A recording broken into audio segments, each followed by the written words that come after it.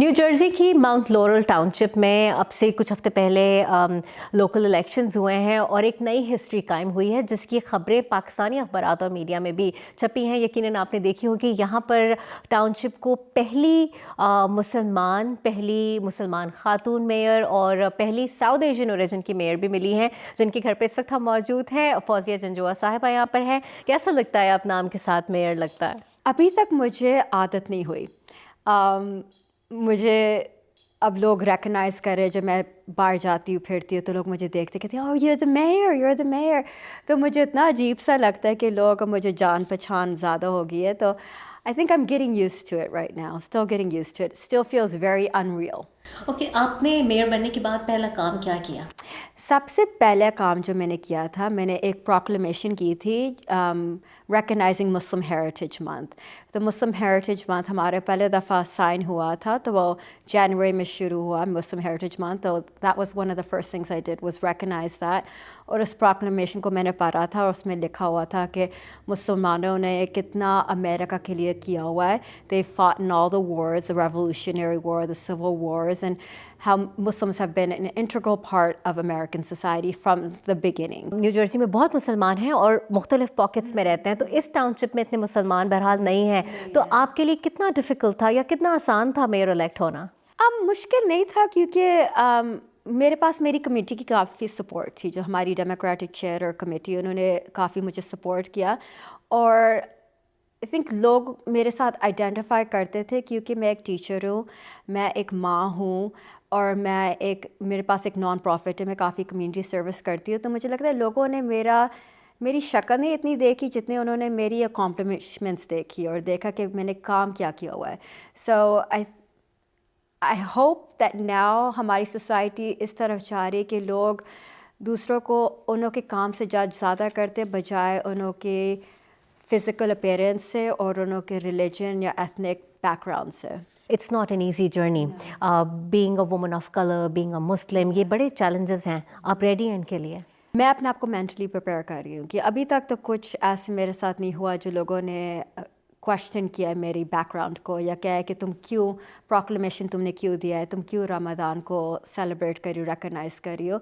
पर मैंने अपने आप को प्रिपेयर किया है कि मैं इन चीज़ों को कैसे हैंडल करूँगी। And I think that's why being a woman, being a Muslim, being a female, हमें ये चीज़ें सोचनी चाहिए और पहले से अपने आप को मेंटली प्रिपेयर करना चाहिए कि हम क्या कहेंगे। Because my whole platform on running was to bring diversity and inclusion to our town, to have events हम करें जहाँ पे लोग इकट्ठे हों और एक दूसरे के कल्चर्स और रिलीजन्स को अप्रिशिएट करें, और वही चीज़ें मैं अभी कर रही हूँ। 9/11 के बाद अमेरिका में मुसलमानों ने काफ़ी टफ़ टाइम देखा और हमने देखा कि उसके बाद लोग पॉलिटिकली ख़ास से अवेयर हुए हैं और इस इलेक्शन में, इससे पिछले इलेक्शंस में हमने देखा कि लोग नेशनल लेवल पर, स्टेट लेवल पर, लोकल पॉलिटिक्स में आगे आ रहे हैं। तो क्या ये चेंज आया है कम्युनिटी में? आई थिंक क्या होता है जब 9/11 हुआ है, जब ट्रम्प प्रेसिडेंट हुआ, these are catalyst for people. क्योंकि जब ये इवेंट्स होती हैं तो लोग फिर मुसलमानों को और इस्लाम को बुरी नज़रों से देखते हैं और बुरी चीज़ें कहते हैं कि ये मुसलमान होते ही टेररिस्ट है, सारे मुसलमान बुरे हैं। And I think when people see that, जो मुसलमान देखते हैं, then they come out of their comfort zone and they feel like ये सही नहीं कह रहे, we need to change this, ये गलत कर रहे हैं। So at post 9/11 too, and post Trump presidency, we had a lot of Musliman who stepped up to run for office because उनको फिर एहसास हुआ है कि हम अपने comfort zone में नहीं रह सकते, हम अपने घर में नहीं रह सकते और उनके साथ नहीं रह सकते जो जो देसी हैं, जो हमारी ज़बान बोलते हैं, हमारा खाना खाते हैं। हमें उससे निकलना चाहिए क्योंकि उससे निकल के ही हम चीज़ें बदल सकते हैं। So I think that's why a lot of people took that initiative to get involved. अच्छा, अपनी फैमिली के बारे में कुछ बताएं, मतलब let's start with your parents. अच्छा, तो मेरे अब्बू आए थे 1975 में और वो चकवाल के हैं, तो चकवाल से आए थे और वो उन्होंने सैन फ्रांसिस्को इसलिए पिक किया था। उन्होंने एक मामू होते थे न्यूयॉर्क में, उन्होंने कहा न्यूयॉर्क आए, तो वो कहते नहीं, उन्होंने सैन फ्रांसिस्को पिक किया था क्योंकि सैन फ्रांसिस्को का मौसम पूरा साल सेम ही होता है, like it's in the 50s. So he came to San Francisco and then he went back and he married my mom. اور پھر میری بڑی بہن 1977 میں پیدا ہوئی تھی، پھر میں 1979 اور پھر میری چھوٹی بہن 1983 میں پیدا ہوئی تھی. تو ہمارا جو گھر کا ماحول تھا، ابو سب سے پہلے تھے جو آئے تھے پاکستان سے، تو ہمارے چاچا پھپھو سارے ہمارے ساتھ ہی رہتے تھے. دادی بھی آئی، دادا بھی آئے، نانی بھی رہی، ہمارے ساتھ ماموں بھی رہے.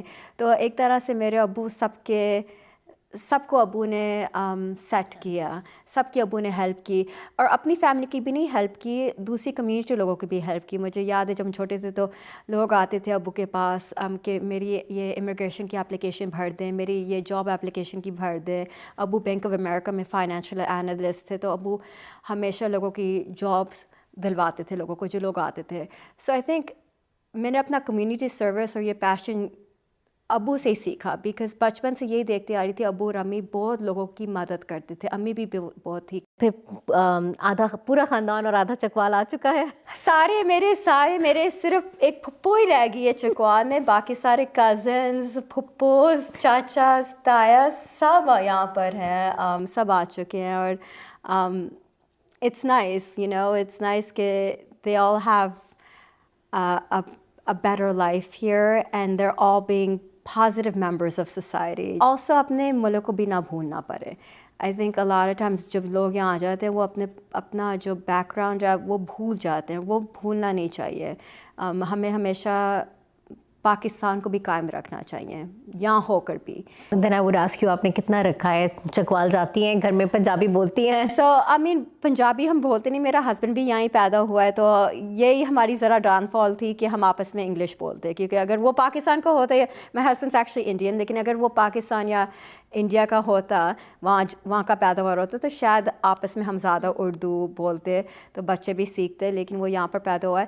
پر ہم قائم رکھتے ہیں. ابھی میں لاسٹ ٹائم پاکستان گئی تھی 2020 میں، کووڈ سے پہلے مارچ میں، تو سارے ملک کے سارے وی وینٹ ٹو کراچی، اسلام آباد اینڈ لاہور. اس سے پہلے میں 17 سال پہلے گئی تھی جب میری شادی ہوئی تھی.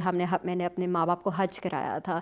تو جب گریجویشن کے بعد میں نے 1 سال نوکری کی تھی تو پھر حج کیا تھا، تو پھر ہم پاکستان گئے تھے شادی کی شاپنگ کرنے کے بعد.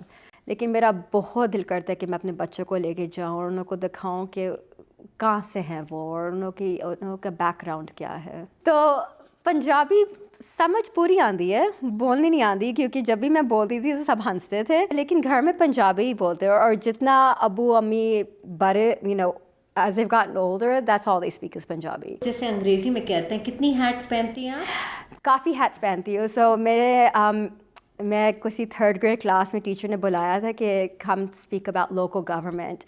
تو میں نے کہا میرے کافی نام ہیں. ایک میرا اسکول میں مجھے کہتے ہیں ٹیچر فوزیہ، کیونکہ میں کوئکر اسکول میں پڑھاتی ہوں، تو وہاں پر ٹیچر پھر ٹیچر کا نام لیتے ہیں، تو ٹیچر فوزیہ. اور پھر ایک میں ہوں ماما اور پھر میں ایک ہوں میئر چینجوا. اور and I also have a non profit, so I am a non profit board member. So mom, wife, بیٹی، بہن، ٹیچر، میئر، سب سے ڈیفیکلٹ کام کون سا ہے؟ مام آئی تھنک میں کافی اینکشیس مام ہوں. میں بہت پریشان رہتی ہوں اپنے بچوں کے لیے. ابھی 2 بچے میرے ڈرائیونگ کر رہے ہیں، تو مجھے ہمیشہ ٹینشن ہوتی، میں اپنا فون چیک کرتی رہتی ہوں، اچھا اب یہ ٹرن مارا ہے، اب یہاں آ رہا ہے، وہاں آ رہا ہے. ہم ابھی پچھلے ویکینڈ کینکون گئے ہوئے تھے، تو میرا 17 سال کا جو بیٹا ہے جس کے ابھی لائسنس اس کو ملا ہے، تو وہ ہر جگہ ڈرائیو کر رہا ہے. تو میں اپنا فون کینکون میں چیک میں کہ تم والمارٹ پہنچے ہوئے رات کے 10 بجے، وہاں کیا کر رہے ہو؟ تو so I think I am a very anxious person. I always worry about. مجھے ہے کہ میں کی ہر چیز پرفیکٹ کروں، ہر چیز ان کی سالو کروں، ان کی زندگیاں ہر چیز آسان ہوں.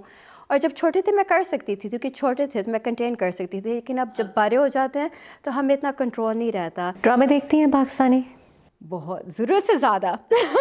اس وجہ سے تو میں سوتی ہی نہیں ہوں نا، کیونکہ رات کے وقت ہی مجھے ٹائم ملتا ہے. پھر میں بیٹھ کے اپنے ڈرامے، پھر میں سو جاتی ہوں، پھر میں لگاتی ہوں، پھر میں ریوائنڈ کرتی کہ میں نے مس کر دیا کچھ. تو مجھے بہت شوق ہے. I think that's my guilty pleasure. آج کل کون سا ڈرامہ دیکھ رہی ہیں اور کون سا ایکٹر پسند ہے؟ اچھا، مجھے وہاج علی بہت پسند ہے. اس کے سارے میں نے ڈرامے دیکھے ہوئے ہیں. اس نے وہ ایک ڈرامہ کیا تھا بنگلہ دیش کے سپریشن کے بارے میں، مجھے یاد نہیں آ رہا اس کا نام ابھی. But that was an amazing drama. ابھی میں دیکھ رہی ہوں جو مجھے بہت پسند ہے، جانے جہاں. उसमें Hamza Ali बासिया, who I like a lot too. He's a very good actor. Family का क्या रिएक्शन था when you were elected as a mayor? Your parents, बहनें? Oh my gosh, they were so proud of me. I think मुझे याद मेरे चाचा पाकिस्तान में थे, चकवाल में थे, तो उन्होंने पूरा इंटरव्यू किया और वो चकवाल प्रेस क्लब पर गए थे और उन्होंने फिर मेरे बारे में पूछा कि कैसी थी फौजिया जब छोटी थी. So it was really interesting to see that, like they're so proud of me. मेरे चाचा ने एक दफ़ा कहा कि you know, डॉक्टर तो हर कोई बन सकता है, लॉयर हर कोई बन सकता है, मेयर तो बहुत कम बन सकते हैं. So I think it was just a real sense of pride. It makes me happy to know that I'm making them happy and that I'm making them proud of being Pakistani, if that makes sense. You know, I think for my dad, मुझे हमेशा था कि I want my dad to be proud of me, and I hope that this is like something that makes my parents proud because उन्होंने काफ़ी कुछ sacrifice करके यहाँ आए हैं. You know, it's not easy leaving everything and coming to a completely different country. जिस वक्त मेरे माँ बाप आए तो उस वक्त तो स्काइप नहीं था, उस वक्त ड्रामे नहीं थे, उस वक्त कुछ नहीं था. मुझे याद मेरे अम्मी मेरे नाने को ख़त लिखती थी. So it was so different, and that struggle, I hope, I'm getting emotional, but I hope that struggle for them is worth it with me. Ibrahim, he's my youngest, he's 11. This is Rayan, he's 13. Daniel, he's 17, and then I have a 19-year-old named Yusuf, and he's in college right now. Because I feel like I can do whatever I want. That doesn't give you the right to do whatever you want. You still have to follow rules, okay? I gotta say it's been pretty difficult dealing with this because of how stressful it's been. She sets like an example and a bar for us to fill. It's like just kind of helping us like here and there and just helping us like kind of navigate the challenges we may face in our lives and stuff. But you know, she's an incredible lady, I have to say. I mean, Aw, Daniel.